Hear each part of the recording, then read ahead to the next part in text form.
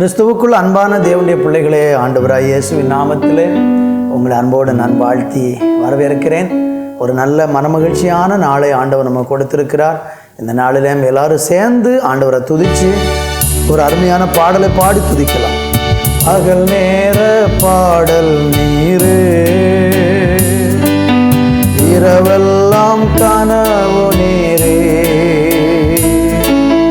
மேலான சந்தோஷம் நீரே,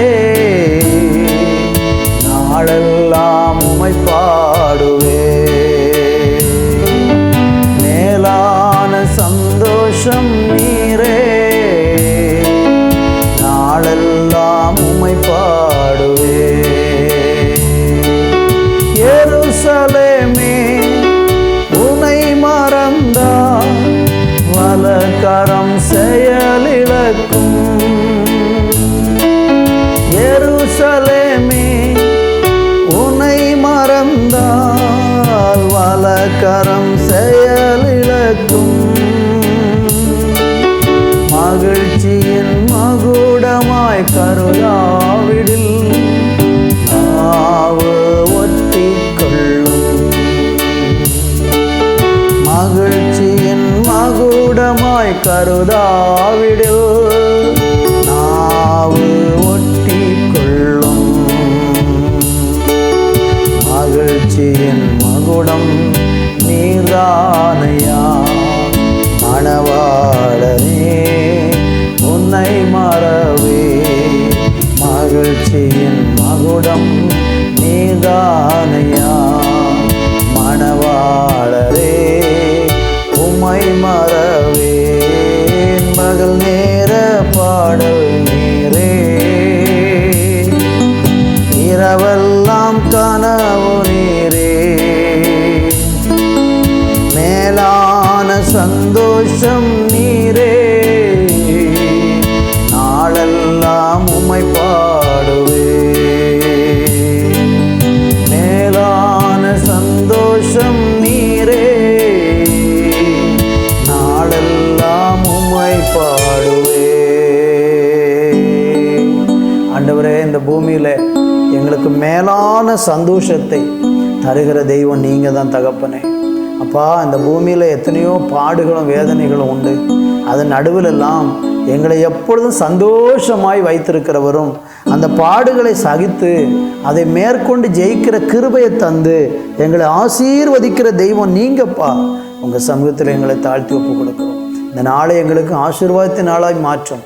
இந்த ஆராதனையில் பங்கெடுக்கிற எல்லா பிள்ளைகளையும் ஆசீர்வதியும் இயேசுவின் நாமத்தில் பிதாவே, ஆமேன், ஆமேன். தேவனுடைய பிள்ளைகளே, இந்த நாளிலே சங்கீதம் 137 அதனுடைய 5வது வசனத்தை நான் வாசிக்கிறேன். எருசலேமே, நான் உன்னை மறந்தால் என் வலது கை தன் தொழிலை மறப்பதாக. அன்பு தேவனுடைய பிள்ளைகளே, இந்த சங்கீதம் ரொம்ப ஒரு முக்கியத்துவம் வாய்ந்த ஒரு சங்கீதம். ஏனென்றால் இஸ்ரவேல் ஜனங்கள் பாபிலோன் தேசத்தில் சிறையிருப்பில் உட்கார்ந்திருக்கிறார்கள். அவங்க சிறையிருப்பில் உட்கார்ந்திருக்கும்போது அவங்க இருதயம் சியோனை குறித்து அவங்க அழுது புலம்புறாங்க. 1வது வசனத்தில் நீங்கள் படித்து பார்த்தீங்கன்னா அங்கே சொல்லப்பட்டிருக்கிறது, பாபிலோன் ஆறுகள் அருகே நாங்கள் உட்கார்ந்து அங்கே சியோனை நினைத்து அழுதோம். அந்த சியோனை நினச்சி அவங்க அழுதுட்டுருக்குறாங்க. எருசலேமை நினச்சி அழுதுட்டுருக்குறாங்க. ஆலயம் இல்லை, ஆராதனை இல்லை, துதி இல்லை, வாழ்க்கையில் பயங்கர விரக்தி.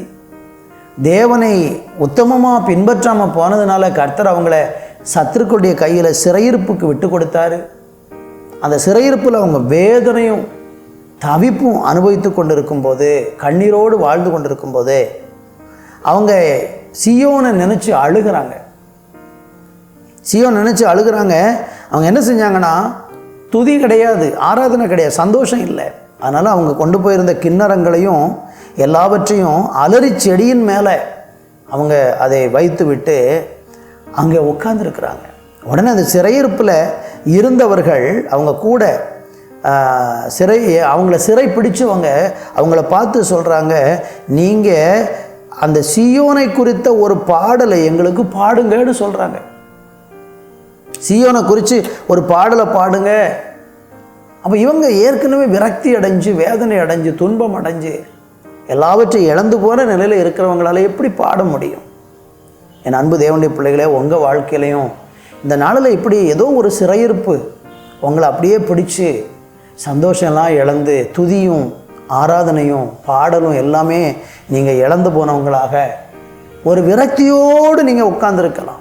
உங்களை சிலர் வந்து வாங்க ஆராதனைக்கு போகலாம், தேவனை துதிக்கலாம், சபைக்கு போகலான்னு அழைக்கும் போது கூட உங்களுக்கு போக விருப்பம் இல்லை. ஒரு விரக்தி, மனதில் ஒரு விரக்தி, ஒரு சஞ்சலம் உங்களை ரொம்ப கஷ்டப்படுத்துகிற சூழ்நிலையில் நீங்கள் இருக்கிறீங்களா? ஆண்டவர் உங்கள் சிறையிருப்பை மாற்றுவார். சிறையிருப்பை நிச்சயமாக மாற்றுவார். அவங்க சொல்கிறாங்க, நாங்கள் கர்த்தருடைய பாட்டை அந்நிய தேசத்தில் பாடுவது எப்படி? அந்நிய தேசத்தில் எப்படி பாடுவது எப்படி? எருசலேமே, நான் உன்னை மறந்தால் என் வலது கை தன் தொழிலை மறப்பதாக. அவங்களுக்கு எருசலேமின் மேலே ஒரு தாகம், ஒரு நாட்டம். அது எருசலேமை அவங்க நினைத்து கொண்டு இருக்கிறாங்க. என் அன்பு தேவனுடைய பிள்ளைகளே, உங்கள் வாழ்க்கையில் அவங்க எருசலேமை ஏன் நினச்சாங்கன்னா, ஒரு காலத்தில் எருசலேமில் அப்படி ஒரு துதி, அப்படி ஒரு ஆராதனை. பாருங்கள், நமக்கு கண் இருக்கிற வரையிலும் கண்ணனுடைய அருமை தெரியாது. ஆலயம் இருக்குது, சபை இருக்குது, ஆராதிக்கிறதுக்கு வாய்ப்பு இருக்குது. ஆனால் மக்கள் ஆராதனைக்கு போக மாட்டாங்க, தேவனை துதிக்க மாட்டாங்க. சமீபத்தில் நமக்கு தெரியும், கொரோனா வந்தபோது ஆலயங்களெல்லாம் மூடப்பட்டுச்சு. அப்போ தான் ஜனங்களுக்குள்ள ஒரு உணர்வு வருது, ஐயோ நம்ம கர்த்தரை ஆராதிக்காமல் போயிட்டோமே. அதனால் கர்த்தர் உங்களுக்கு கொடுத்துருக்கிற காலங்களை வீணாக்கிறாதீங்க, கொடுத்த வாய்ப்புகளை நழுவ விடாதீங்க. எப்போல்லாம் சந்தர்ப்பம் கிடைக்குமோ அப்போமெல்லாம் தேவனை ஆராதிங்க. அவங்கள பார்த்து கேட்கிறேன், இன்னைக்கு காலையில் எழும்பி தேவனை துதிச்சிங்களா, ஆராதிச்சிங்களா, சபைக்கு போனீங்களா, அல்லது பைபிள் வாசிச்சிங்களா? யோசிச்சு பாருங்கள். எத்தனை நாளாச்சு வேதத்தை திறந்து, எத்தனை நாள் ஆச்சு ஜெபம் பண்ணி, எத்தனை நாள் ஆச்சு ஆராதனை செஞ்சு? இப்படி போகாதீங்க. இதுவும் நம்மளை ஒரு சிறையிருப்புக்கு கொண்டு போயிடும். அப்போ சிறையிருப்பில் போய் உட்காந்து அழுது பிரயோஜனம் இல்லை. இன்றைக்கி நாம் ஆண்டுடைய சமத்தில் ஒரு பொருத்தனை பண்ணுவோம், தீர்மானம் பண்ணுவோம். எந்த சூழ்நிலை என் தேவனை ஆராதிப்பேன், துதிப்பேன். தீர்மானத்தோடு முன்னேறுங்க. இந்த நாள் உங்களுக்கு இனிய நாளாக, ஆசீர்வாதமான நாளாக மாறட்டும் என்று வாழ்த்துகிறேன். நல்ல தகப்பனே, அன்பு பிள்ளைகள் ஒவ்வொருவரையும் உடைய கரத்தில் கொடுக்கிறேன் அப்பா. இந்த நாளில் அவங்க சிறையிருப்பு மாறட்டும், அவங்க கர்த்தரால் ஆசீர்வதிக்கப்படட்டும், தேவனுடைய நன்மையை பெற்றுக்கொள்ள கிருபை செய்யும். இயேசுவின் நாமத்தில் பிதாவே, ஆமென், ஆமென்.